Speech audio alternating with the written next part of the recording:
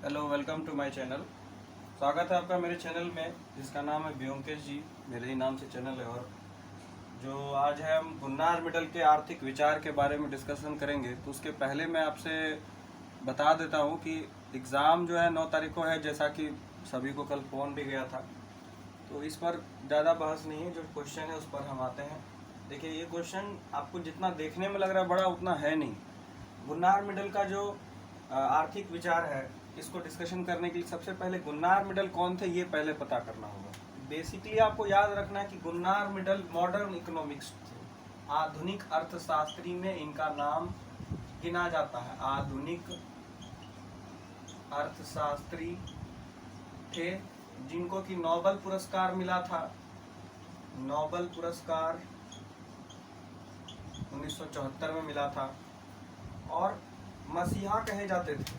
कहाँ के मसीहा बोले जाते थे? ये निर्धन देशों के अर्थव्यवस्था में इनका महत्वपूर्ण योगदान था। महत्वपूर्ण योगदान था। इसी वजह से इनका जो संबंध है वो स्टॉकहोम्स से जुड़ा जाता है। स्टॉकहोम्स, देखिए ये सब बेसिक है, इंट्रो में लिखने में काम आता है, इसीलिए आप याद रखिए कहाँ से जुड़ा जाता है। स्टॉकहोम्स से जुड़ा जाता है, जो कि मूर्धन्य अर्थशास्त्रियों का गढ़ था। स्टॉकहोम्स से जुड़ा जाता है। और कैसे अर्थशास्त्रियों में इनका नाम जुड़ा जाता है? मूर्धन्य इकोनॉमिस्ट में नाम जुड़ा जाता है। बेसिक पॉइंट यही है कि आधुनिक अर्थशास्त्री थे। नोबेल पुरस्कार 1974 में मिला था। निर्धन देशों के अर्थव्यवस्था में इनका महत्वपूर्ण योगदान था। स्टॉकहोम्स से इनका संबंध जुड़ा था और मूर्धन्य इकोनॉमिस्ट में से एक इनको माना जाता है। ठीक है। इनकी कुछ प्रसिद्ध पुस्तकें हैं, जैसे एशियन ड्रामा, अमेरिकन डालिमा,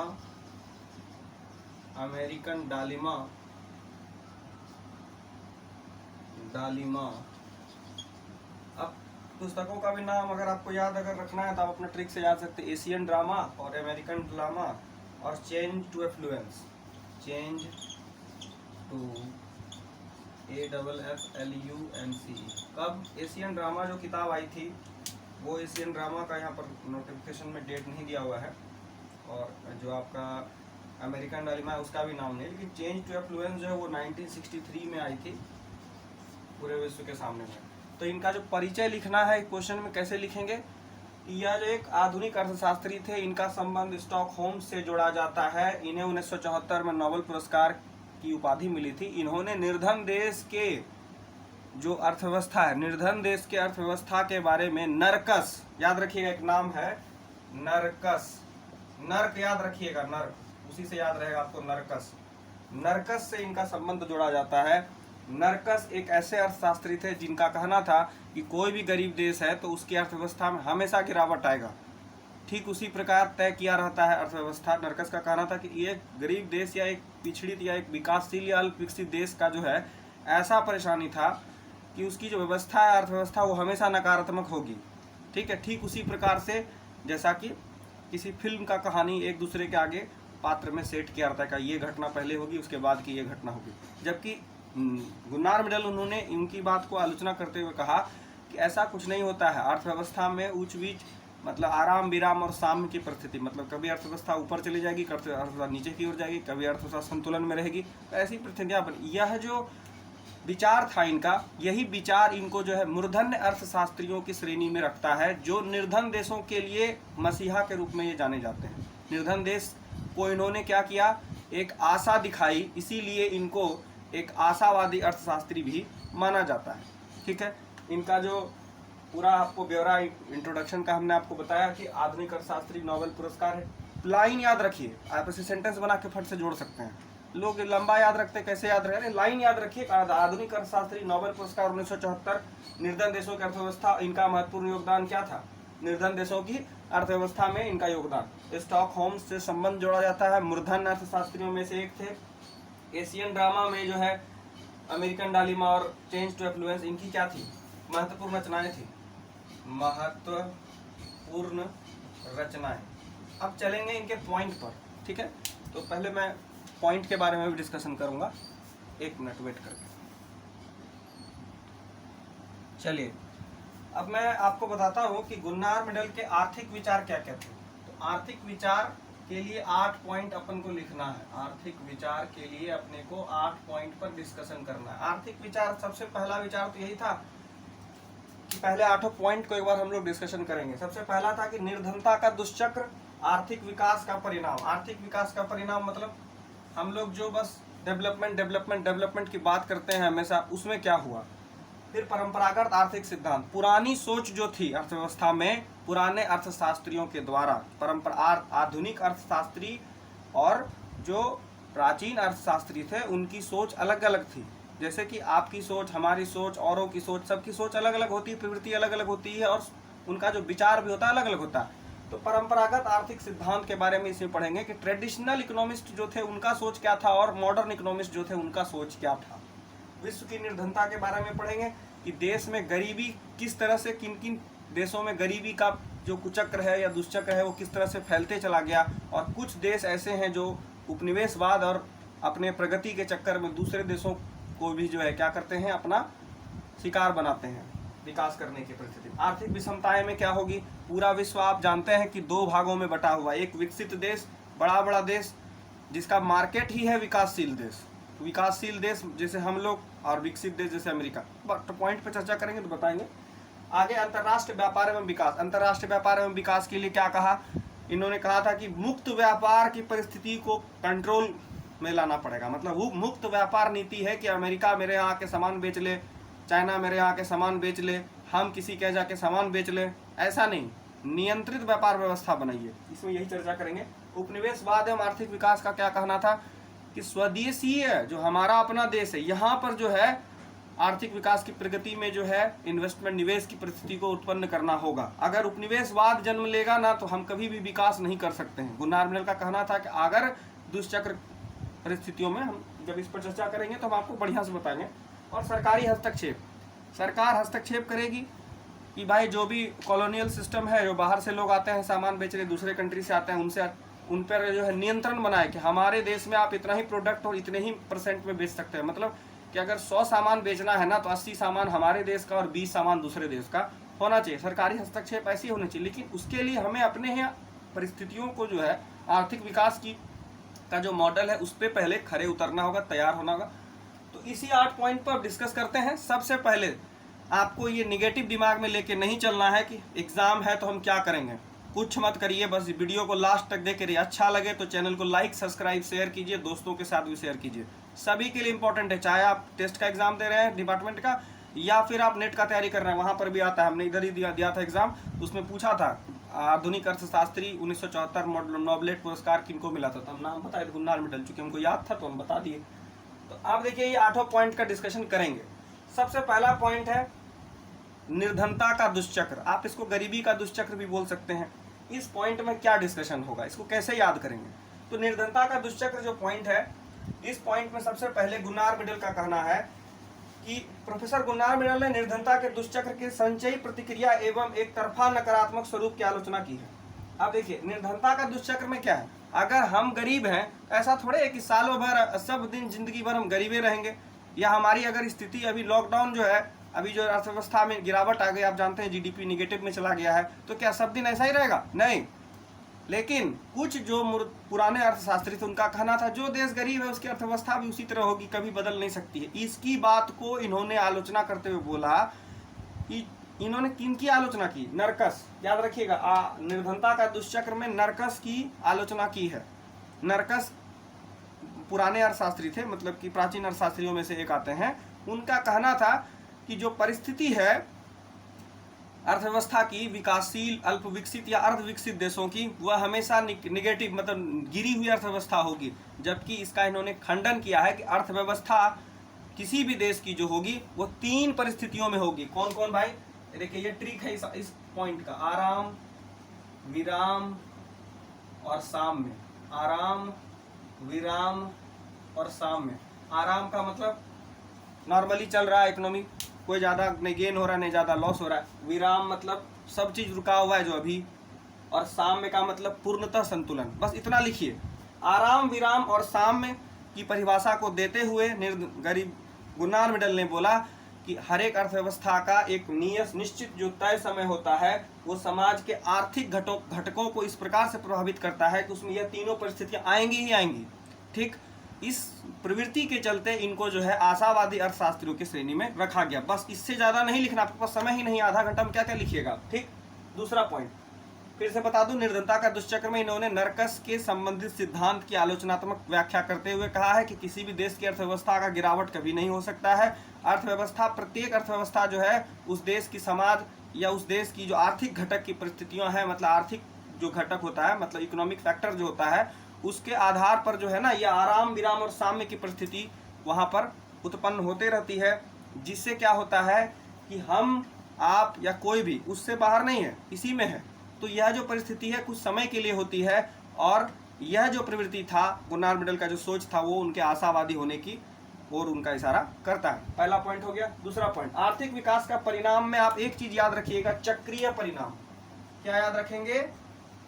चक्रीय परिणाम। अब चक्रीय परिणाम का सोच क्या है? देखिए, चक्रीय परिणाम में क्या होता है? आर्थिक विकास का परिणाम में चक्रीय परिणाम का अर्थ होता है, प्रोफेसर मिडल का विचार था कि आर्थिक विकास का परिणाम एक चक्रीय प्रक्रिया मतलब साइक्लिक फैक्टर है। आप जब सर्कुलर फ्लो ऑफ इनकम, मतलब जो वृत्ताकार चक्रीय प्रवाह के बारे में पढ़ेंगे आप मैक्रो में, मॉड्यूल 1 हम लोग का जो नेशनल अकाउंटिंग मतलब राष्ट्रीय आय वाला जो पॉइंट है उसको पढ़िएगा, तो उसमें आपको पता चलेगा कि जो चक्रीय परिणाम है वो क्या है। चक्रीय परिणाम क्या कहता है? यह एक ऐसी व्यवस्था है जिसमें क्या है, अमीर अमीर होते जा रहा है आर्थिक विकास के चक्रीय परिणाम में, और गरीब गरीब होते जा रहा है। समझिए ध्यान से कि एक बड़ा इंडस्ट्रियलिस्ट, जब एक बहुत बड़ा जो कैपिटलिस्ट जब फैक्ट्री लगाता है, उसमें 200 लोगों को मजदूरी मिलता है।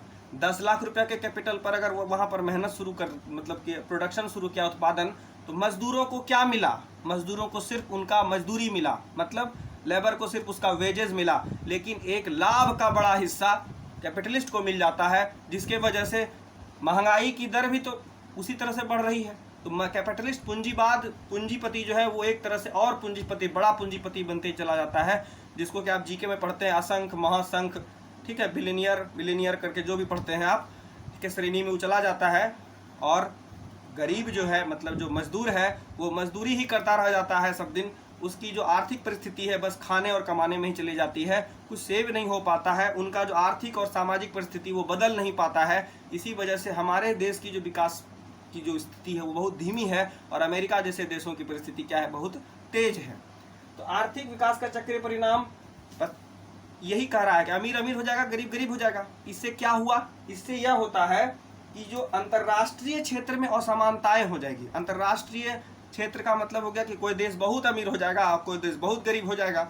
ठीक। दूसरा, इससे जो समस्या होगा कि विकासशील देशों में प्रादेशिक असामान्यताएं बढ़ जाएगी। विकासशील देशों में प्रादेशिक असमानताएं मतलब मान लीजिए कि सारा सामान बाहर से यहाँ आकर के लोग बेचना शुरू कर दे और हम उनको पैसा देके सामान खरीदने लगे, तो हमारा जो लोकल इंफ्रास्ट्रक्चर है वो तो कभी बनेगा ही नहीं। दूसरा क्या है, प्रादेशिक असमानता का मतलब क्षेत्रीय उतार चढ़ाव, जैसे बम्बई कितना डेवलप है और भागलपुर कितना पीछे है, ऐसा सिचुएशन सब जगह होता है, हमारे यहाँ भी है। तो चक्रीय प्रवाह का परिणाम क्लियर हो गया। परंपरागत आर्थिक सिद्धांत को क्या कहते हैं? तो चक्रीय परिणाम याद रखिएगा, अमीर और गरीब, बस और कुछ नहीं। परंपरागत आर्थिक सिद्धांत क्या कहता है? परंपरागत आर्थिक सिद्धांत में इन्होंने, आधुनिक अर्थशास्त्री थे ये, तो इन्होंने जो प्राचीन अर्थशास्त्री थे उनका जो है खंडन किया। उन्होंने कहा कि पुरानी व्यवस्था जो है अर्थव्यवस्था की वह गलत है। मिर्डल ने परंपरागत आर्थिक आलोचना करते हुए कहा है कि अवास्तविकता की मान्यता पर आधारित है। पुरानी अर्थव्यवस्था जो थी या पुराने अर्थशास्त्री जो थे वो सिर्फ कल्पना करके या परिस्थिति का उल्लंघन, परिस्थिति का अवलोकन करते थे, लेकिन नए अर्थशास्त्री जो जैसे ये हैं और भी बहुत सारे होते हैं, उनका कहना है कि विश्लेषण करके, मतलब एनालिसिस करके जो है आप अर्थव्यवस्था में परिस्थितियों को बनाइए ताकि जो है अर्थव्यवस्था सही रास्ते पे आए। ऐसा परिस्थिति इन्होंने कहा है। इन्होंने परंपरागत आर्थिक सिद्धांत का खंडन किया है, आलोचना की है। आलोचना करने के बाद क्या की है, इन्होंने बोला है कि जिसके कारण क्या होता है कि मान लीजिए कि परंपरागत परिस्थिति में आपका जो विकास का मॉडल है वो धीरे होगा ना, पुराने मॉडल से हम जैसे अभी भी पुराने टाइप के लोग हैं, कुछ लोग बहुत नया मॉडर्न टाइप से हो जाता है आदमी, हम पुराने जमाने के लोग हैं, बहुत लोग नए जमाने का लोग हैं, दोनों का कोऑर्डिनेशन क्या होता है, अलग अलग होगा। हमारे जो सोच की जो प्रवृत्ति होगी वो रूढ़िवादी होगी, मतलब परंपराओं पर आधारित होगी। लेकिन जो नए लोग होंगे उनकी सोच नई होगी, जिसमें रूढ़िवादी परंपरा का कोई जगह नहीं होगा। इसी तरह इन्होंने भी कहा कि परंपरागत आर्थिक सिद्धांत क्या है, सिर्फ अविकसित अवास्तविक परिस्थिति को जन्म देगा, जो कि नई अर्थव्यवस्था या नए युग में जो है सेट नहीं हो रहा है।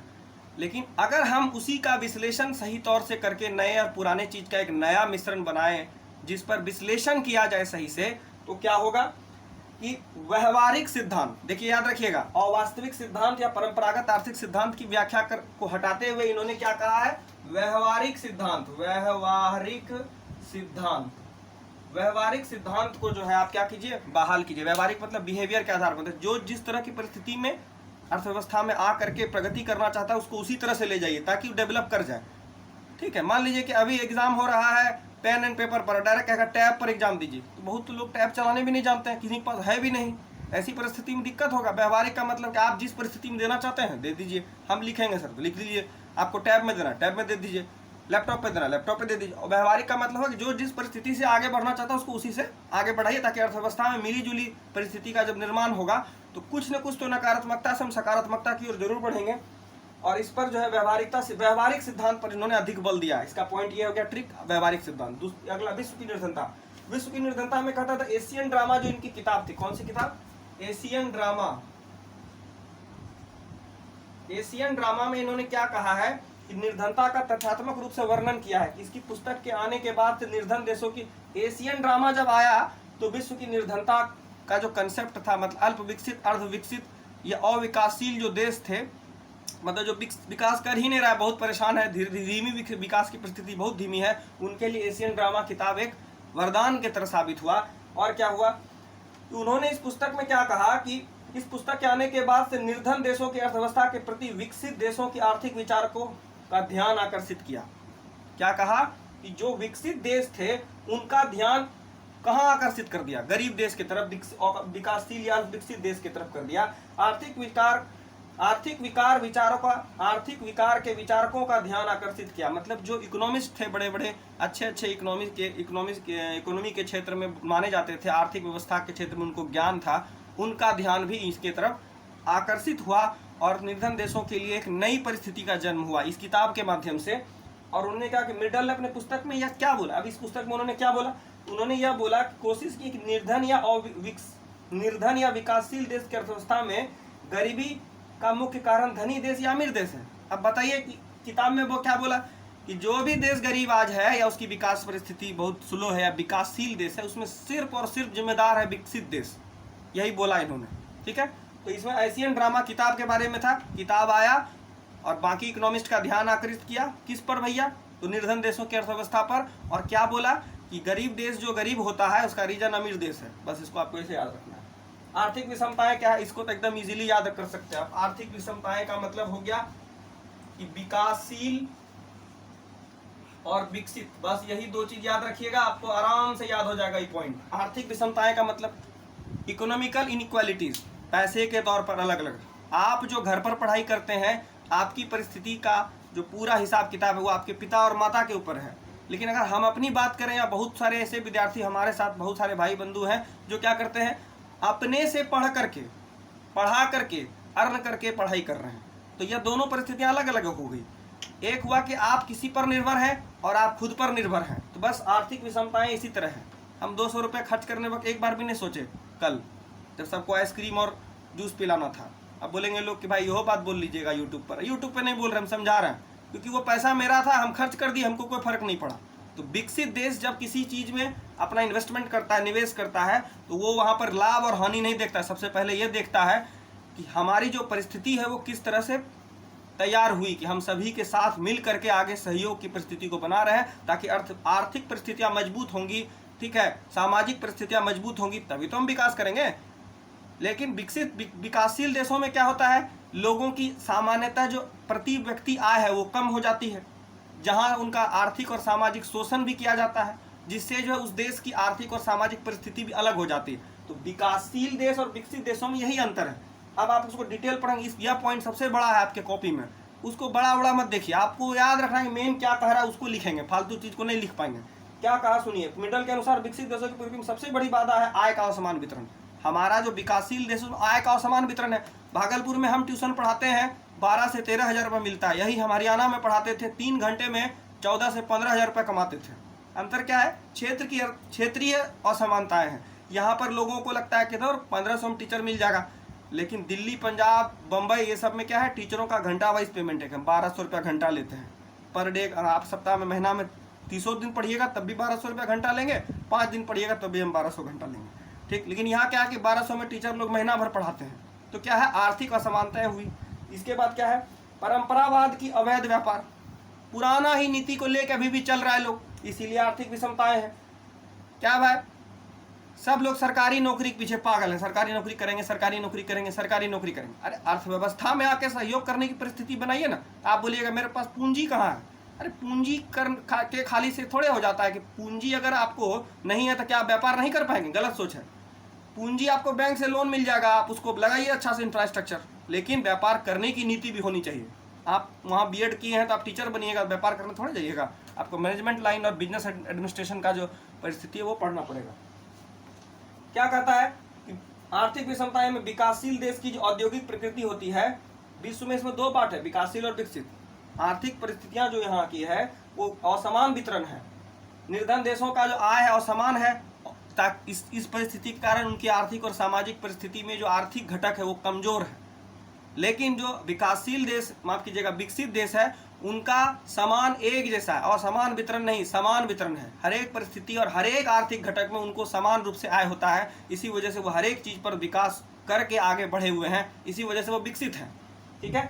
इसका एक और रीजन है औद्योगिक परिस्थिति। मान लीजिए कि हमारे यहाँ इंडस्ट्री ही कम लगे तो मजदूरों को नौकरी नहीं मिलेगी, मजदूरों को नौकरी नहीं मिलेगी, पेमेंट नहीं मिलेगा, तो उनका जो प्रति व्यक्ति आय है वो कम हो गया। लेकिन अगर इंडस्ट्री बहुत ज़्यादा लग गया, हम ही पढ़ लिख करके कुछ, मान लीजिए 1000 में नौकरी नहीं मिला, लाख में ही नौकरी मिल गया कि भाई बहुत अच्छा से तुम इतना बताते हो, बोलते हो लोगों को, चलो तुमको हम अच्छा पोस्ट पे दे देते हैं जहाँ पर 200 आदमी तुमको रोज बोलना है। क्यों भाई, एक आदमी को संभालना, मतलब ग्रुप के लोगों को संभालना भी एक बड़ा काम होता है, ठीक है। तो आर्थिक विषमताएं जो होती है वो सामाजिक और आर्थिक ढांचा पर असर डालती है। विकसित देश का आर्थिक और सामाजिक ढांचा अलग होगा, मतलब इकोनॉमिकल और सोशल स्ट्रक्चर अलग अलग होगा, और यहाँ का जो होगा वो अलग होगा, ठीक है। तो ये पॉइंट में ज़्यादा बहस नहीं, आप बाकी बुक में पढ़िए, विकासशील और विकसित, ये याद रखना है। अंतर्राष्ट्रीय व्यापार विकास एकदम ईजी है। अंतर्राष्ट्रीय व्यापार में कहता है कि मुक्त व्यापार की नीति को छोड़ना पड़ेगा, और नियंत्रण व्यापार, बस इसको यहाँ याद रख लीजिए, नियंत्रण व्यापार की नीति को अपनाना पड़ेगा। नियंत्रित व्यापार नीति होगा तो हम अपने देश में बनने वाली उत्पादन को भी बाजार में बेचेंगे और उसको भी उतना ही मतलब वैल्यू देंगे जितना हम दूसरे को देते हैं। आप बोले ना कि चाइना का ऐप बंद कर दीजिए, तो आप कर क्या रहे हैं? चाइना का ऐप बंद कर रहे हैं, अमेरिका के ऐप को ला रहे हैं। तो हमारा देश बेबस कहाँ हो रहा है? हमारा देश में कुछ फायदा नहीं हो रहा है। हाँ, हमारे देश में अगर हम उस तरह के सारे ऐप को बना लें जल्दी जल्दी, लोगों को उसका रिप्लेसमेंट दे दें, तो लोग उसी ऐप को यूज करेंगे, बाहरी यूज को नहीं करेंगे। टिकटॉक बंद हो गया, सबसे बड़ा उसका इंडियन मार्केट था, क्यों बंद हो गया? तो अब सरकार को लगा कि बंद कर देना चाहिए तो बंद कर दिया गया। तो आपने कुछ नया थोड़ी किया। अमेरिका जैसे, रूस जैसे बड़े बड़े विकसित देशों की ऐप हमारे देश में, आज भी हम एंड्रॉयड यूज करते हैं जो अमेरिका का है, गूगल, ये सब अमेरिका का है ना। हमारा देश में क्या है? हमारा देश में वही है, लालू मर गया तो फलाना हो गया, तो रेप हो गया तो वो उसके यहाँ चला गया, तो बम फट गया तो आतंकवादी आ गया, यही सब होता है। चाइना जो है 40 को मार दिया, नया चीज़ का गप नहीं होता यहाँ, ठीक ना। और होगा भी नहीं कभी, क्योंकि परंपरागत अर्थव्यवस्था को, राजनीति व्यवस्था है वहाँ। तो अंतर्राष्ट्रीय व्यापार विकास में क्या है? नियंत्रित व्यापार की व्यवस्था को लाना पड़ेगा कि अगर 10 प्रोडक्ट हमारे मार्केट का है तो 5 प्रोडक्ट हम बाहर का लेंगे। हम अगर इंटेक्स मोबाइल खरीदें तो MI, ओप्पो, वीवो ये सब कोई नहीं खरीदेगा, लेकिन बाहर वाली कंपनियां को क्यों हम ज़्यादा प्रीफर्ड कर रहे हैं? क्योंकि वो फीचर्स ज़्यादा दे रहे हैं। नहीं, मार्केट में उनका जो हिप्नोटिज्म का एडवर्टीजमेंट है, आमिर खान से प्रचार करा दो, शाहरुख खान से करा दो, तो फलाना से करा दो, ढिमकाना से करा दो, कोई नहीं मिला धोनी पकड़ के करा दो। धोनी तो है ही है। कहने का अर्थ, अंतर्राष्ट्रीय व्यापार एवं विकास में मुक्त व्यापार नीति का इन्होंने खंडन किया और कहा नियंत्रित व्यापार होने चाहिए। कि भैया पतंजलि हमारे देश का है तो हम पतंजलि का सामान खरीदेंगे पहले, आटा चावल दाल, ठीक है। और कोलगेट हमारे देश का नया है तो हम नहीं खरीदेंगे। मतलब खरीदेंगे नहीं इसका अर्थ कीनेंगे नहीं, नहीं, 20 दुकान में अगर पतंजलि का प्रोडक्ट भी है तो कोलगेट भी है। अब लोगों को यह डिपेंड करता है किस तरह से ले, ठीक।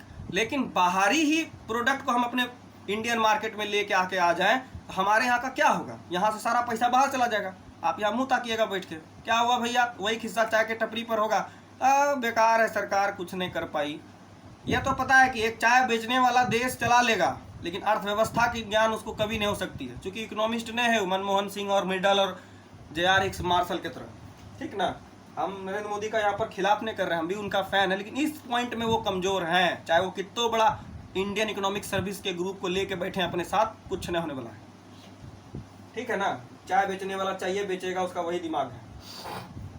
तथा आर्थिक विषमताएं भी अधिक पाई जाती है, ठीक है। माननीय प्रधानमंत्री जी हैं, उनके बारे में हम कभी खराब नहीं बोलते हैं। अगर किसी को कुछ बुरा लगा होगा तो माफ़ी चाहेंगे, ठीक है ना, क्योंकि ये वर्ल्ड चैनल है, मतलब कि एक बहुत बड़ी प्लेटफॉर्म है यूट्यूब। हम अपने मोदी जी का बहुत सम्मान करते हैं, लेकिन इस व्यवस्था में वो कमज़ोर है। तो देश में बोलने की जो है आज़ादी है, स्वतंत्रता का अधिकार, बोलने के लिए गाली नहीं दे रहे हैं, बस बोलने का अधिकार है, मौलिक अधिकार मिला है, तो कोई हमको इस पर आलोचना नहीं कर सकते हैं। अंतर्राष्ट्रीय व्यापार में स्वतंत्र व्यापार की नीति को हटा करके नियंत्रित व्यापार नीति की व्यवस्था की बताई गई। अब उपनिवेशवाद एवं आर्थिक विकास। उपनिवेशवाद का मतलब हम आपको समझा ही दिए कि बाहर से अगर कंपनियां आएंगी, उपनिवेशवाद कब से खराब हुआ, हमारे देश की अर्थव्यवस्था कब चौपट हुई।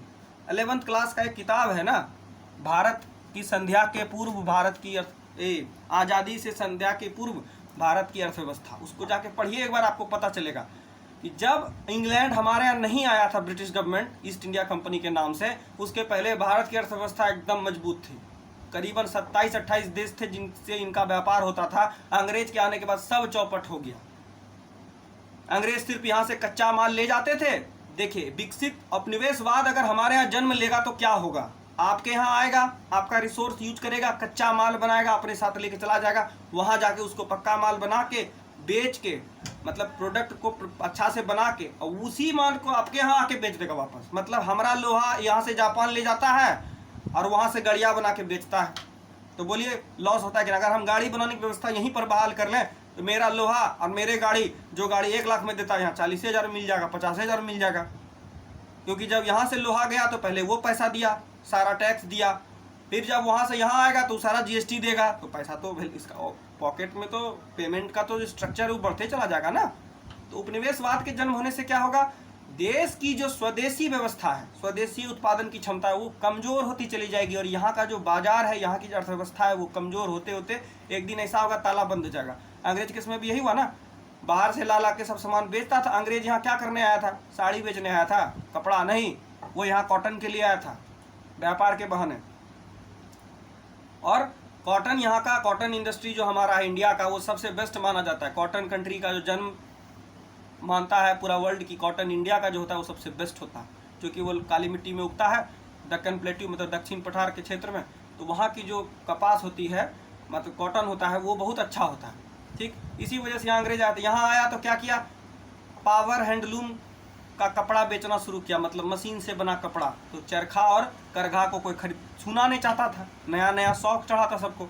ऐसी परिस्थिति में क्या हुआ कि जो हमारी जो लोकल जो फैक्ट्रियाज है, जो चरखा काट के कपड़ा बनाती थी, वो बंद होने लगी। अर्थव्यवस्था, उपनिवेशवाद के जन्म होने से हमारी जो देश है, हमारा जो देश है, उसकी अर्थव्यवस्था को नुकसान होगा। भले आपको बढ़िया बढ़िया मोबाइल अलग अलग फीचर्स का मिल रहा है, अलग बात है, लेकिन अगर हमारे देश में बनी मोबाइल यहीं बिकी और यहीं पैसा रह गया, तो वो पैसा फिर हमारे के काम में ही आएगा, ठीक है। उपनिवेशवाद एवं आर्थिक विकास को पॉइंट करने के लिए आपको क्या करना होगा, उपनिवेशवाद का खंडन और स्वदेशी व्यवस्था, ठीक है, ये याद रखिएगा, इसमें 2 पार्ट। और सरकारी हस्तक्षेप क्या है, सरकारी हस्तक्षेप में गुरनार मिडल ने कहा, गरीब देश की आर्थिक व्यवस्था करने के लिए विकसित, सबसे पहले सरकारी हस्तक्षेप, माफ कीजिएगा, इसमें आपको ट्रिक नहीं बताया, इसमें क्या करना होगा, विकासशील, माफ कीजिएगा, विकासशील नहीं, विकसित देशों के चंगुल से बचना पड़ेगा और स्वदेशी को बहाल करना पड़ेगा। सरकारी हस्तक्षेप क्या करता है, सरकारी हस्तक्षेप का ये कहना है कि सरकार जो है क्या करेगी, पूर्ण रूपेण इसमें हस्तक्षेप करे कि यहाँ का प्रोडक्ट जो है पहले उसको हम बेचेंगे, बाहर वाले को भी बेचेंगे, लेकिन दोनों में ऐसा कोऑर्डिनेशन होना चाहिए कि हमारे देश का बिके ज़्यादा और कंट्री बाहर वाला का भी बिके, ऐसा नहीं कहते नहीं बिके, लेकिन हमारे देश की, अगर बाहर से कोई प्रोडक्ट आके यहाँ बेच रहा है तो उससे हमारे देश की प्रोडक्ट को कोई परेशानी नहीं होनी चाहिए, मार्केट खराब नहीं होना चाहिए, उस प्रोडक्ट से रिलेटेड जो फर्म है वो बंद नहीं होना चाहिए, तब ना सरकार हमरे काम का। यहाँ नरेंद्र मोदी क्या बोलता है, रेलवे को प्राइवेट कर दो, सब चीज़ प्राइवेट कर दो। अरे तुम कर कौन सी रहे हो, तब तुम प्राइवेटाइजेशन ला रहे हो। प्राइवेटाइजेशन लाने से क्या होगा, डेवलपमेंट हो जाएगा? डेवलपमेंट नहीं होगा। मेरे पास 10 करोड़ रहेगा, 100 करोड़ रहेगा, हम ही जाकर के भागलपुर रेलवे स्टेशन खरीद लेते हैं, 10 का प्लेटफॉर्म टिकट 50 में बेच देंगे। लोग क्या करेगा, मजबूरी में खरीदबे करेगा। तो इससे कौन डेवलप कर रहा है, देश? अरे हाँ, हमारा डेवलपमेंट हो रहा है, देश थोड़ा डेवलप कर रहा है। ठीक, तो कहता क्योंकि इन देशों में भाषा की अनेकता। अब सरकार का क्या जरूरी है, भाषा की अनेकता, प्रशासनिक कमियां, अंधविश्वास, जीवन स्तर की असमानताएं, सामाजिक बुराइयां, भ्रष्टाचार, ये सब सरकारी हस्तक्षेप करने से मिट सकता है, जिनके कारण आर्थिक विकास का क्रम काफी धीमा रहता है। अगर सरकार इस पर ध्यान दे तो परंपराओं और सांस्कृतिक परिस्थितियों के आधार पर भी नियंत्रण करके प्रोफेसर मित्तल क्या कर सकते हैं, इन्होंने बताया कि आर्थिक विकास के द्वारा सरकार क्या करे, एक अच्छी प्लानिंग करे, और जो भ्रष्टाचार, नकारात्मकता, धार्मिक सांस्कृतिक आधार पर लड़वाने की परिस्थिति, इससे बाहर निकलकर अर्थव्यवस्था में प्लानिंग की आवश्यकता है। सच आप अच्छा से प्लानिंग कीजिए, देश अच्छा से चलेगा। प्लानिंग नहीं होने के कारण देश की अर्थव्यवस्था धीमी होती चली जाएगी, भ्रष्टाचार, सामाजिक कुरीतियां, लोगों का परंपरागत सोच, इस सब मिलकर डुबाएगा। तब सरकारी हस्तक्षेप में आप सीधा याद रखिएगा, प्लानिंग, बस आपको याद हो जाएगा। सरकार को प्लानिंग करना होगा। बाकी आप सरकार के बारे में बहुत अच्छा जानते हैं, लिख दीजिएगा 4 लाइन। निष्कर्ष लिखना है, सब पॉइंट पर एक लाइन लिख दीजिएगा, निष्कर्ष हो जाएगा। तो यहाँ पर हमको लगता है कि सबों को समझ में आया होगा। अगर कुछ नहीं समझ में आया होगा तब हमको कमेंट में लिखिएगा, कमेंट लाइक जरूर कीजिए। अगर वीडियो अच्छा लगता है तो लाइक जरूर करिए, लाइक करने से मोटिवेशन मिलता है, प्लस अच्छा लगता है कि भाई इतने लोगों ने लाइक किया, भाई हमने इतना मेहनत किया आप लोगों के लिए। और किसी प्रकार की कोई भी गलती अगर हमसे हुई होगी, सबों के पास ये मैसेज जा रहा है, तो भाई क्षमा कीजिएगा। जिम्मेदारी निभाने में कभी ऊपर नीचे हो जाता है, क्योंकि हम भी एक इंसान ही हैं। तो गलती अगर किसी प्रकार कभी कुछ हुआ होगा तो माफ़ करिएगा। किसी के साथ मेरा कोई भी पर्सनल या कोई भी ग्रुप में जो परेशानी वाला बात होता है, ऐसा कुछ नहीं है। सब मेरे लिए एक समान है और हम भी सबके लिए एक समान है। हम अपने में सबको और सबको अपने में देखते हैं हमेशा, इसीलिए सबकी मदद के लिए आगे खड़े रहते हैं। अब आपकी सोच क्या है, वो आपकी सोच है। मेरी सोच यही है कि अगर आप हमसे मांगने आइएगा तरीके से, हम आपको ज़रूर देंगे। लड़ने और लुड़ने का माहौल बनने के क्या फ़ायदा है, लड़ लुड़ के कोई फ़ायदा नहीं है। पढ़ाई करना है, अच्छा बनना है, सबको डेवलप करना है। धन्यवाद वीडियो देखने के लिए, आप सबका थैंक यू। नेक्स्ट इंतजार कीजिए, अगला वीडियो लीनियर प्रोग्रामिंग का आज मिल रहा है आपको शाम तक में। Thank you for watching Byomkesh ji. और लाइक कीजिए जरूर, सब्सक्राइब, कमेंट जरूर कीजिए और शेयर कीजिए दोस्तों को, और सब्सक्राइब तो जरूर कीजिए। अगर ये 1000 का अगर हमारा क्राइटेरिया पूरा होता है तो हम लाइव के चैनल में आ जाएंगे। उसके बाद कुछ लोग कहते हैं ना कि आप अपना क्लास लेते हैं, वो अपना क्लास, ऐसा कुछ नहीं होगा। सब लोग मिल के पढ़ेंगे। यूट्यूब पर रहेगा तो आप सब लोग आ सकते हैं, सब मेरे लिए। आप हमको सवाल पूछ लीजिए फ़ोन करके, हम आपको बताने के लिए एकदम फ्री है कि आप बता सकते हैं। ऐसा कभी हम नहीं कहते कि आपको नहीं बताया उसको बता दिया, ऐसा कभी नहीं है। अगर ऐसा रहता ना तो हम किसी को नोट्स वगैरह कभी नहीं भेजते। तो चलिए ये सब बात हटाइए। Thank you for watching me.